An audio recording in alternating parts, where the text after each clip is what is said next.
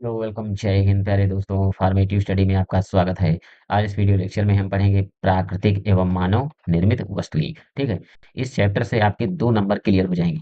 अगर आपने पूरी क्लास देखी, ठीक है, इससे आपका 2 नंबर तो कंफर्म हो जाएगा। इसमें देखिए हम सबसे पहले पढ़ेंगे मानव निर्मित वस्तुएं और प्राकृतिक वस्तुएं कौन सी होती हैं, फिर सजीव और निर्जीव वस्तुएं, और सजीव और निर्जीव वस्तुओं में अंतर हम पढ़ेंगे। फिर इसके बाद देखिए पढ़ेंगे प्राकृतिक संसाधन कौन कौन से होते हैं। ठीक है। नवीकरणीय संसाधन, अनवीकरणीय संसाधन, और नवीकरणीय संसाधन अनवीकरणीय संसाधन एक बार पूछा भी जा चुका है क्वेश्चन। ठीक है। और इसके बाद हम इससे रिलेटेड, इस चैप्टर से रिलेटेड जो क्वेश्चन है वो क्वेश्चन भी करेंगे। ठीक है। तो वही क्लास को स्टार्ट करते हैं। तो देखिए पहला है, देखिए मानव निर्मित वस्तुएं, यानी मानव निर्मित वस्तुएं कौन सी होती हैं। तो जो चीजें प्रकृति में खुद नहीं बनती बल्कि इंसान अपने हाथों या मशीनों से बनाता है, वे मानव निर्मित वस्तुएं कहलाती हैं। ठीक है। देखिए बहुत ही इजी डेफिनेशन हमने लिखी है, जिससे कि आपको याद करने में बहुत आसानी होगी।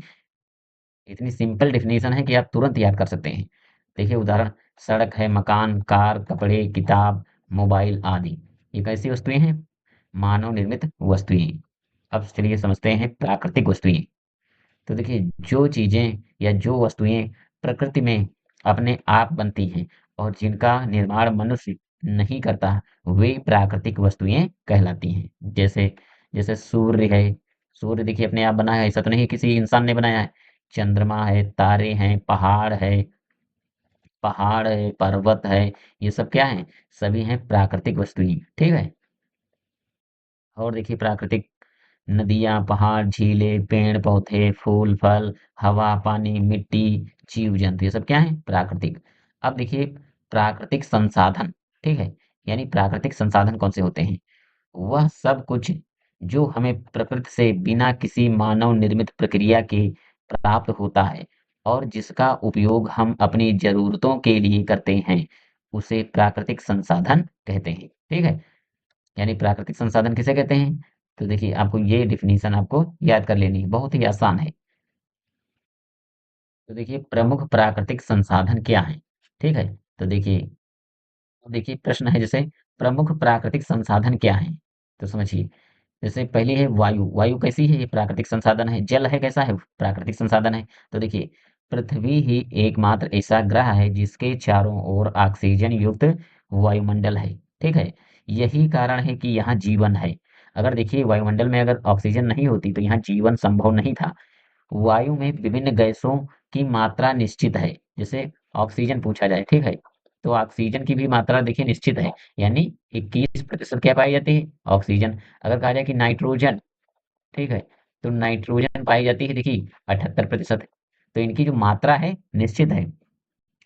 इन गैसों के प्रतिशत में परिवर्तन से जीवों हेतु आवश्यक परिस्थितियां प्रभावित होती हैं। ठीक है। अब अगला देखिए प्राकृतिक संसाधन क्या है? जल। जल प्राकृतिक जल प्रकृति की सबसे अमूल्य संपदा है। ठीक, क्या है? अमूल्य संपदा है। पृथ्वी ग्रह की जीवनदायिनी विशेषताओं में पानी की उपस्थिति महत्वपूर्ण है। ठीक है। पृथ्वी पर जल का 75% भाग, जिसे हाइड्रोस्फीयर कहा जाता है। अगला है देखिए मिट्टी। यानी मिट्टी अथवा भूमि भी एक महत्वपूर्ण प्राकृतिक संसाधन है। मिट्टी कैसी है? प्राकृतिक संसाधन है। जैसे मिट्टी द्वारा हमारे लिए खाद्यान्न, सब्जियां, औषधियां, लकड़ी इत्यादि की पूर्ति मिट्टी में उगने वाले पौधों के उत्पादन से होती है। ठीक है। तो मिट्टी कैसी है? प्राकृतिक संसाधन है। देखिए अगला है लवण। ठीक है। लवण या खनिज ऐसे प्राकृतिक संसाधन हैं जो प्रकृति में प्रचुर मात्रा में होने के बाद भी समाप्त होने वाले हैं। ठीक है। इन खनिजों की मात्रा सभी स्थानों पर एक समान नहीं है। ठीक है। अब अगला देखिए ऊर्जा। कैसा है? प्राकृतिक संसाधन है। अगला है ऊर्जा। देखिए कोयला, लकड़ी, पेट्रोलियम, जल शक्ति आदि ऊर्जा के प्रमुख स्रोत हैं। ठीक है। तो देखिए ऊर्जा के स्रोतों को 2 भागों में बांटा गया है। ठीक है। जैसे पहला है नवीकरणीय या पारंपरिक साधन, जैसे कोयला, पेट्रोलियम आदि। अभी हम आगे इनके बारे में डिटेल से पढ़ेंगे। अगला है देखिए नवीकरणीय। पहले था अनवीकरणीय और नवीकरणीय या गैर पारंपरिक साधन। यहाँ से क्वेश्चन पूछा जा चुका है, तो ये आपको दोनों नाम इनके याद रखना है कि नवीकरणीय, अनवीकरणीय या पारंपरिक साधन, या पारंपरिक साधन कौन से होते हैं। ठीक है। तो देखिए जैसे सौर विकिरण, ये कैसा है? नवीकरणीय संसाधन है। हवा नवीकरणीय संसाधन है। नाभिकीय विघटन से उत्पन्न ऊर्जा ये कैसा है? सभी नवीकरणीय संसाधन है। अब हम देखिए समझते हैं कि नवीकरणीय संसाधन होते क्या हैं, इनकी डेफिनेशन क्या होती है। तो चलिए समझते हैं। तो देखिए नवीकरणीय संसाधन और दूसरा है अनवीकरणीय संसाधन। समझिए, पहला है नवीकरणीय संसाधन। तो देखिए वे संसाधन जो एक बार के बाद पुनः प्रयोग कर सकते हैं, ठीक है, और जिनका उपयोग लंबे समय तक किया जा सकता है, उन्हें नवीकरणीय संसाधन कहते हैं। यानी वे संसाधन होते हैं जो एक बार आप प्रयोग करें और इसके बाद फिर पुनः आप उनका प्रयोग कर सकते हैं, तो उसे हम कहते हैं नवीकरणीय संसाधन। तो उदाहरण समझिए। देखिए, नवीकरणीय संसाधन का उदाहरण है सौर ऊर्जा। सौर ऊर्जा को आप एक बार ऊर्जा प्राप्त करने के बाद दोबारा फिर आप प्राप्त कर सकते हैं, यानी सूर्य की रोशनी, ठीक है। पवन ऊर्जा, ये भी कैसा है? नवीकरणीय संसाधन है। यहाँ से देखिए क्वेश्चन इस प्रकार पूछा जाता है, कभी-कभी आपका ऑब्जेक्टिव में पूछ लेगा कि पवन ऊर्जा कैसा है? कैसा संसाधन है? नवीकरणीय या अनवीकरणीय, ठीक है। और जैसे जल संसाधन, जैसे नदियाँ, वर्षा, झीलें, ये सब कैसे हैं? नवीकरणीय संसाधन है। वनस्पति और जीव-जंतु, पेड़-पौधे, फसलें, मछलियाँ, ये सब क्या है? नवीकरणीय संसाधन है। अब अगला देखिए अनवीकरणीय संसाधन, ठीक है। वे संसाधन जो बहुत धीमी गति से बनते हैं और एक बार समाप्त होने पर पुनः उपलब्ध नहीं होते। यानी वे संसाधन जो एक बार तो देखिए आप इनका प्रयोग कर सकते हैं, अगर वो समाप्त हो जाएं तो पुनः उन्हें दोबारा प्राप्त नहीं किया जा सकता, ठीक है। तो उन्हें हम अनवीकरणीय संसाधन कहते हैं। जैसे कोयला, पेट्रोलियम, जैसे अगर कोयले को आप एक बार जला दें तो क्या दोबारा कोयला प्राप्त किया जा सकता है? ठीक है, नहीं। उसी प्रकार पेट्रोलियम, अगर देखिए एक बार डीजल को आप खत्म कर दें, जला दें, ठीक है, फिर इसके बाद क्या दोबारा डीजल प्राप्त हो सकता है? क्योंकि एक बार वो जल चुका है, दोबारा तो नहीं होगा। पेट्रोल है, प्राकृतिक गैसें हैं, खनिज हैं, सोना, चांदी, लोहा, तांबा, यूरेनियम। तो ये रहे नवीकरणीय और अनवीकरणीय संसाधन। अब आइए हम समझते हैं सजीव वस्तुएं क्या होती हैं। तो देखिए सजीव वस्तुएं वे वस्तुएं होती हैं जिनमें जीवन होता है। यानी सजीव वस्तुएं क्या होती हैं? वे वस्तुएं होती हैं जिनमें जीवन होता है, ठीक है, जो गति कर सकती हैं। और भी चीजें लिख सकते हैं, लेकिन देखिए 1 नंबर या 2 नंबर के बस क्वेश्चन आता है तो ज्यादा फालतू की बकवास लिखने की जरूरत नहीं है। बस आप बस एक लाइन में उसका आंसर दीजिए और उदाहरण दे दीजिए, बस आपका आंसर और नंबर आपको उतने ही मिलेंगे। जैसे मनुष्य, पशु, गाय, कुत्ता, हाथी, ये क्या है? सजीव वस्तुएं हैं। अगला है निर्जीव वस्तुएं। तो निर्जीव वस्तुएं उन वस्तुओं को कहा जाता है जिनमें जीवन नहीं होता, अर्थात वे वस्तुएं जो सजीवों के समान वृद्धि, विकास, प्रजनन, श्वसन और गति जैसी जैविक क्रियाएं नहीं करती हैं, ठीक है। तो उदाहरण है पत्थर है, पानी, हवा, मेज, गाड़ी, ये सब कैसे हैं? निर्जीव वस्तुएं हैं। अब आइए समझते हैं सजीव और निर्जीव वस्तुओं में अंतर। तो देखिए सजीव व निर्जीव में अंतर। तो देखिए सजीव में क्या होता है? जीवन होता है। जैसे सजीवों में जीवन होता है जबकि निर्जीवों में जीवन नहीं होता है। देखिए आप चाहें तो इसी प्रकार एक एक लाइन में इसमें पॉइंट में लिख सकते हैं, नहीं तो आप इस प्रकार भी अंतर लिख सकते हैं जैसे बचपन में आप लिखते थे। जैसे एक तरफ लिख दिया सजीव, ठीक है, एक तरफ निर्जीव। आप इस प्रकार भी लिख सकते हैं। तो जैसे एक तरफ आप लिखेंगे सजीव में जीवन होता है, और निर्जीव में जीवन नहीं होता है, ठीक। देखिए अगला है श्वसन। तो सजीव प्राणी श्वसन क्रिया करते हैं जबकि निर्जीव वस्तुएं श्वसन नहीं करती, ठीक है। तो आप इस प्रकार लाइन में इस तरफ भी लिख सकते हैं, यानी सजीव वस्तुएं क्रिया करती हैं, ठीक है, निर्जीव वस्तुएं क्रिया नहीं करती हैं। अगला देखिए विकास। तो सजीव बढ़ते हैं और विकसित होते हैं, लेकिन निर्जीव चीजें कभी नहीं बढ़ती, ठीक है। अगला है देखिए चौथा पॉइंट, सजीव नए जीव उत्पन्न कर सकते हैं। यानी सजीव जो होते हैं वो नए जीव उत्पन्न कर सकते हैं, जबकि निर्जीव चीजें प्रजनन नहीं कर सकती, ठीक है। यानी सजीव तो प्रजनन कर सकते हैं लेकिन निर्जीव प्रजनन नहीं कर सकते। देखिए अगला है अनुक्रिया यानी प्रतिक्रिया। सजीव अपने वातावरण के अनुसार प्रतिक्रिया करते हैं, लेकिन निर्जीव कोई प्रतिक्रिया नहीं करते। छठा है देखिए गति। सजीव अपने आप चल सकते हैं, यानी सजीव क्या है? गति कर सकते हैं, ठीक है, जबकि निर्जीव वस्तुएं स्वयं नहीं चल सकती, ठीक है। अगला देखिए संरचना। सजीव कोशिकाओं से बने होते हैं, जबकि निर्जीव चीजों चीजों में कोशिकाएं नहीं होती हैं। देखिए सजीव में क्या है? कोशिका होती है, लेकिन निर्जीव में कोशिकाएं नहीं होती हैं। देखिए उदाहरण क्या है? सजीव के उदाहरण मनुष्य, पशु, पक्षी, पेड़, पौधे आदि। और निर्जीव के उदाहरण है पत्थर, कुर्सी, पानी, मोबाइल आदि। अगला समझिए सजीव वस्तुओं के लक्षण। यहाँ से भी क्वेश्चन पूछा जा चुका है कि सजीव वस्तुओं के लक्षण क्या होते हैं। तो देखिए पहला है कोशिका संरचना। सजीव वस्तुएं कोशिकाओं से बनी होती हैं। कुछ सजीव वस्तुएं एक कोशिकीय होते हैं जबकि अन्य बहुकोशिकीय होती हैं। ठीक है। दूसरा है देखिए उपापचय। तो देखिए सजीव वस्तुएं भोजन को ऊर्जा में बदलने की प्रक्रिया करती हैं। यानी सजीव वस्तुएं जो हैं भोजन को ऊर्जा में बदलने की प्रक्रिया करती हैं। ये जिस प्रकार हम हेडिंग डालकर बता रहे हैं उसी प्रकार आपको पेपर में हेडिंग डालकर लिखना है। जब आप हेडिंग लिख देते हैं तो वहां पर देखिए कॉपी पर जब एग्जामिनर चेक करता है तो वहां पर उसे अच्छा ज्यादा लगता है और देखिए वहां पर क्या है नंबर वो अच्छे से देखता है। और अगर आपने इसी प्रकार ऐसे लिख दिया तो वहां पर इतने अच्छे नंबर नहीं मिल पाते हैं। और दूसरी बात, अगर आप हेडिंग डालकर लिख रहे हैं तो आपको ज्यादा याद करने की जरूरत नहीं पड़ती है क्योंकि आप हेडिंग के अकॉर्डिंग लिख देते हैं। देखिए उपापचय, सजीव वस्तुएं क्या है भोजन को ऊर्जा में बदलने की प्रक्रिया करती हैं। अगला है प्रजनन। सजीव वस्तुएं अपने जैसी नई संतति उत्पन्न कर सकती हैं। यानी जो सजीव वस्तुएं होती हैं अपने जैसे नए संतान को जन्म दे सकती हैं। अगला देखिए, अगला है श्वसन। क्या है श्वसन? सजीव ऊर्जा प्राप्त करने के लिए श्वसन करते हैं जिसमें वे ऑक्सीजन लेकर भोजन का अपचय करते हैं और ऊर्जा प्राप्त करते हैं। ठीक है। अगला है देखिए विकास। सजीव वस्तुएं समय के साथ बढ़ती हैं और विकसित होती हैं। अगला पॉइंट है उत्सर्जन। यानी सजीव वस्तुएं क्या है उत्सर्जन करती हैं। समझिए, शरीर में बनने वाले अनावश्यक और हानिकारक पदार्थों को बाहर निकालना आवश्यक होता है। यानी शरीर के अंदर जो अनावश्यक और हानिकारक पदार्थ होते हैं उनको बाहर निकालना आवश्यक होता है। मनुष्य और जानवर मूत्र और पसीने के रूप में उत्सर्जन करते हैं। ठीक है। यानी उत्सर्जन क्या है जो हम अपने शरीर से अनावश्यक चीजों को बाहर निकालते हैं यही है उत्सर्जन। जबकि पौधे ऑक्सीजन और गोंद के रूप में, तो यहाँ दोबारा समझिए उत्सर्जन जैसे क्या है, तो जो हम अपने शरीर के अंदर जो अनावश्यक चीजें या हानिकारक चीजें होती हैं हमको हम अपने शरीर से बाहर निकालते हैं जैसे मूत्र है। ठीक है। तो हम मूत्र मल का त्याग करते हैं मूत्र का त्याग करते हैं। ठीक है। और उसी प्रकार देखिए जो पेड़ पौधे हैं तो वो क्या देखिए ऑक्सीजन और गोंद के रूप में देखिए उत्सर्जन करते हैं ऑक्सीजन छोड़ते हैं और देखिए आप गोंद छोड़ते हैं। अगला है गति। सजीव वस्तुएं गति कर सकती हैं। हालांकि सभी सजीव वस्तुएं स्पष्ट रूप से गति नहीं कर सकती। तो यानी सजीव वस्तुएं क्या है गति भी कर सकती हैं। अगला है देखिए अनुकूलन। सजीव वस्तुएं अपने वातावरण के साथ अनुकूल होती हैं। देखिए अगला है अनुकूलन। सजीव वस्तुएं अपने वातावरण के साथ अनुकूल होती हैं। यानी जो सजीव वस्तुएं होती हैं अपने वातावरण के अनुसार खुद को ढाल लेती हैं। ठीक है।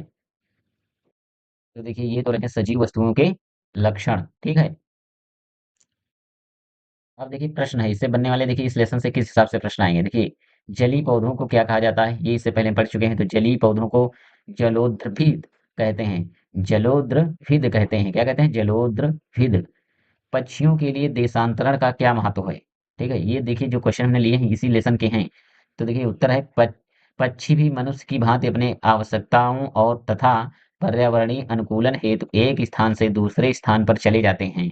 यह परिवर्तन ही उनके देशांतरण के महत्व को समझाता है। यानी पक्षियों में देशांतरण मतलब कि जो पक्षियां एक स्थान से दूसरे स्थान पर जब जाती हैं तो इस क्रिया को हम क्या कहते हैं देशांतरण कहते हैं। ठीक है। अगला है देखिए क्वेश्चन, ऊंट को रेगिस्तान का जहाज क्यों कहा जाता है? ये देखिए काफी इंपॉर्टेंट है क्वेश्चन। ये एक दो बार पूछा जा चुका है और हो सकता है फिर रिपीट हो क्योंकि जब मैंने पेपर दिया था तो इसमें ये क्वेश्चन पूछा जा चुका है। देखिए क्या है, ऊंट रेगिस्तान में कई दिनों तक बिना पानी के जीवित रह सकता है क्योंकि यह अपने आमाशय में स्थित विशेष थैलियों में पानी संचित कर लेता है। यानी ऊंट को अगर एक बार आप पानी पिला दें तो लगभग 6-7 दिन तक वो उसे पानी पिलाने की जरूरत नहीं होती क्योंकि वो अपने पेट के अंदर उसके झिल्लियां होती हैं यानी थैलियां होती हैं जिसमें वो पानी को इकट्ठा करके रखता है यानी स्टोर कर लेता है। रेगिस्तान में ऊँट सामान पहुँचाने, यानी ऊँट जो रेगिस्तान में लोग क्या करते हैं, ऊँट से सामान को एक स्थान से दूसरे स्थान पर ले जाते हैं। यातायात के साधन के रूप में बहुत ही अधिक उपयोगी होते हैं। ठीक है। ऊँट के पैर लंबे तथा गद्दीदार होते हैं।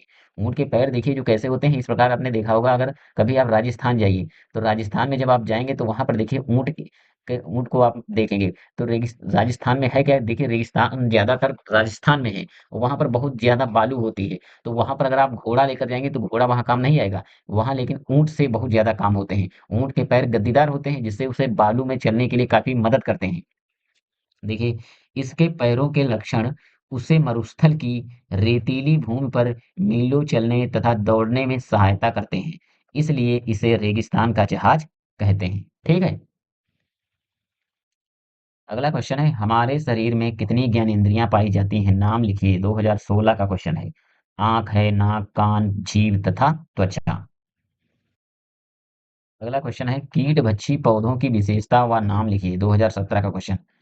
कीट भक्षी पौधे दलदली भूमि में उगते हैं, इस कारण इन्हें नाइट्रोजन प्राप्त नहीं होती, इसलिए ये प्रोटीन का निर्माण नहीं कर पाते। इसलिए प्रोटीन की आवश्यकता को पूरा करने के लिए कीटों का पाचन करते हैं। ठीक है। उदाहरण, घटपर्णी, ड्रोसेरा, ये कैसे हैं? कीट भक्षी। अगला है, देखिए, सजीव एवं निर्जीव के बीच की कणी किसे कहा जाता है? 2018 का क्वेश्चन है। यानी सजीव और निर्जीव के बीच की कड़ी को हम विषाणु कहते हैं। क्या कहते हैं? विषाणु। अगला क्वेश्चन है, मछली के जल में रहने के लिए कौन से अनुकूल अनुकूल अंग सहायक हैं? 2018 में ये भी पूछा जा चुका है। तो मछली में श्वसन के लिए गलफड़े तथा जल में तैरने के लिए इनका शरीर धारा रेखित होता है। अगला क्वेश्चन देखिए। अगला है, जरायुज और अंडयुज में क्या अंतर है? तो देखिए, जरायुज वह शिशु है, ठीक है, जीव, जो खेड़ी में लिपटा हुआ पैदा होता है, जैसे मनुष्य। और अंडायुज क्या है? वो जीव जो अंडे देते हैं, अंडायुज कहलाते हैं, जैसे कछुआ, सांप, पक्षी आदि। देखिए, अंडायुज दूसरे शब्दों में समझिए। जरायुज वो होते हैं जो, देखिए, जो जन्म लेते हैं, ठीक है। और एक, तो देखिए, दूसरे शब्दों में समझिए कि जरायुज वे होते हैं जो बच्चे को जन्म देते हैं, ठीक है, यानी इंसान। तो देखिए, इंसान क्या है? बच्चे को जन्म देता है, ठीक है। लेकिन अंडायुज वे होते हैं जो अंडे देते हैं, ठीक है, फिर इसके बाद बच्चे बनते हैं।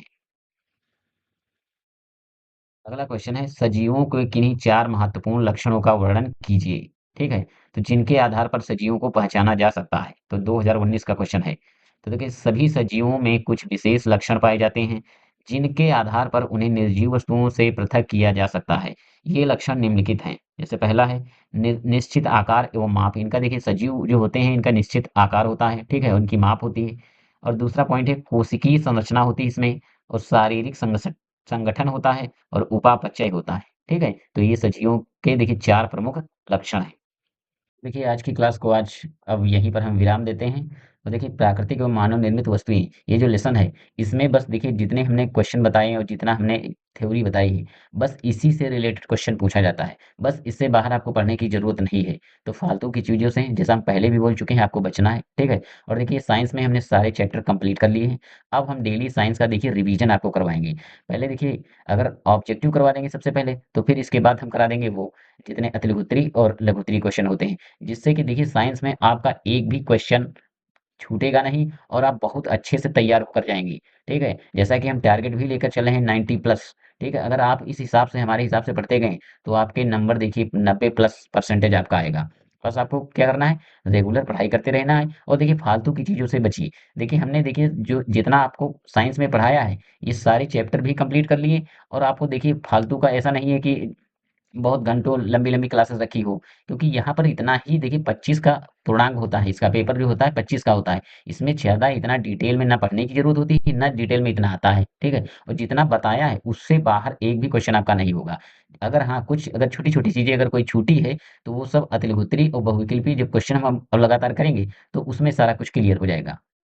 और देखिए, साथ ही आपको क्या करना है, जो क्लास आपकी नहीं हो पाई है, जैसे जो क्लासेस आपकी छूट गई हैं, वो हमने प्लेलिस्ट बना दी है, वो आप जाकर प्लेलिस्ट से चेक कर सकते हैं और वहाँ से आप क्लासेस देख लीजिए, ठीक है?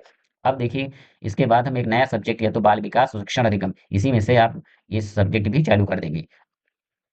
और इसी प्रकार आप धीरे-धीरे तैयारी करते रहिए। और आपने अगर रेगुलर तैयारी की है, तो आपके मान के चलिए 90 प्लस मार्क्स आसानी से आएँगे। और अभी आप 90 प्लस इसी हिसाब से तैयारी कीजिए कि फिर 90 प्लस आपके न मार्क्स आएँ, क्योंकि अगर नहीं आए तो आगे चलकर देखिए प्रॉब्लम हो सकती है। क्योंकि देखिए, अगर आपको टीचर बनना है, तो ये जो हाई स्कूल है, इंटर है और ग्रेजुएशन है, इनके मार्क्स यहाँ पर जुड़ते हैं। ये हम नेक्स्ट क्लास में क्वेश्चन के साथ आपको मिलते हैं, ठीक है? पहले हम ऑब्जेक्टिव क्वेश्चन जितने हिस्से बनने वाले सारे करवा देंगे, फिर अतिलघुत्री और लघुत्री। तो मिलते हैं नेक्स्ट वीडियो में, तब तक के लिए जय हिंद।